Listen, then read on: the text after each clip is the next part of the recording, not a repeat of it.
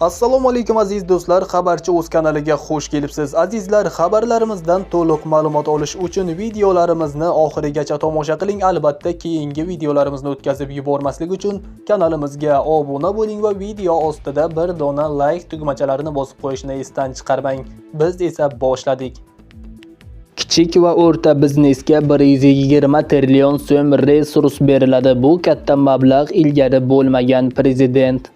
O'zbekistonda kichik va o'rta biznesni rivojlantirish bo'yicha xorijiy ekspertlar bilan katta dastur ishlab chiqildi. Bunga 2025-yilda barcha manbalar hisobidan 10 milliard dollar ajratiladi. Bu haqida 19-mart kuni Prezident Shavkat Mirziyoyevning kichik va o'rta biznes vakillari bilan sohaning iqtisodiyotdagi o'rnini oshirish va rivojlanishni yangi bosqichga olib chiqish masalalariga bag'ishlangan uchrashuvda ma'lum qilindi.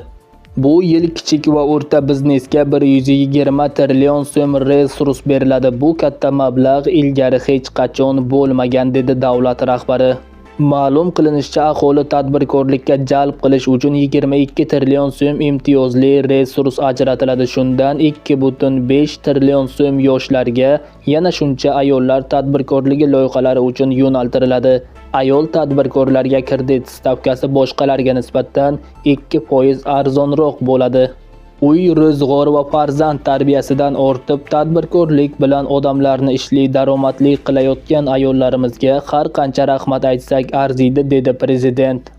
Ma'lum qilinishicha, bu yilda kichik biznesga 300 million so'mgacha kredit berish boshlangan. Endilikda bir yilda yiriklashib kichik yoki o'rta korxonaga aylangan tadbirkorlarga shuni 150 million so'mi garovsiz beriladi. Xuddi shunday oilaviy tadbirkorlik bo'yicha ham 50 million so'mgacha garovsiz kredit beriladi. Mutasaddilarga oldingi kreditidan kechikkan qarzi bo'lmagan tadbirkorlarga yangi imtiyozli kredit olish imkoni yaratish topshirildi. Prezident 2025-yil uchun sohadagi asosiy maqsad va vazifalarga to'xtaldi. Bulardan kichik va o'rta biznesning iqtisodiyotdagi ulushini 55% ga ko'rsatib, 70 milliard dollarlik qo'shilgan qiymat yaratish. Yangi bozorlarga kirib borishda transport, sertifikat va standart masalalariga ko'maklashib, kichik biznes eksportini o'tgan yilgi 9 milliarddan 12 milliard dollarga olib chiqish. Ichimlik suvi, kanalizatsiya, yo'l qurilish, kommunal xo'jalik, yetkazib berish, utilizatsiya, migratsiya, madaniyat va ijtimoiy xizmatlarda kichik biznes ulushini 2-3 karra oshirish. 1,5 million doimiy ish o'rni tashkil qilib, sohada band aholi ulushini 75% ga yetkazish, 100 nafardan ko'p ishchisi bor korxonalarni 4000 taga olib chiqish, kichik biznesda yangi 100 ta brend mahsulot chiqarishni yo'lga qo'yish, kichik biznes ishtirokida 200 ta startap loyihalarini moliyalashtirish. Tadbirkorlikni qo'llab-quvvatlash bu bizning strategik yo'limiz. Tadbirkorlik qancha tez rivojlansa, mamlakatimiz shuncha qudratli bo'ladi, xalqimiz shuncha farovon yashaydi. Dekabr oyida ochiq muloqotda asosan yirik tadbirkorlar bilan gaplashib, keyingi rejalarni belgilab oldik. Bugun kichik va o'rta biznesda tez o'sayotgan tadbirkorlarga ko'mak berib, ularni ham chempionga aylantirish uchun nima qilish kerak degan savolga sizlar bilan birgalikda javob topishimiz zarur, dedi davlat rahbari. Bildirilishicha, O'zbekistonda kichik va o'rta biznes ish o'rni, investitsiya, innovatsiya, raqobat, qo'shilgan qiymat va eksportni ko'paytirishga eng katta turtki bo'layotgan yo'nalishga aylangan.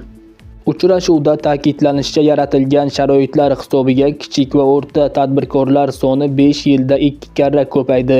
Ularda 10,5 million odam daromad topib, ro'zg'or tebratmoqda. Iqtisodiyotning yarmidan ko'pi sanoat va eksportning 1/3 shu soha vakillari hissasiga to'g'ri kelmoqda. Bir haqiqatni yaxshilab anglab olish kerak. Har qanday muvaffaqiyatli yirik biznesga erishish eng avvalo kichik g'oya va harakatdan boshlanadi.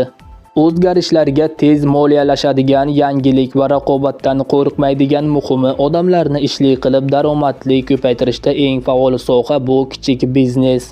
Shu bois kichik biznesni qo'llab-quvvatlash bundan keyin ham davlat siyosatining ustuvor yo'nalishlaridan biri bo'ladi, dedi prezident. Xabarchi o'z kanali sizlarga yetkazmoqchi bo'lgan ma'lumotlari shulardan iborat edi. Xayr, salomat bo'ling.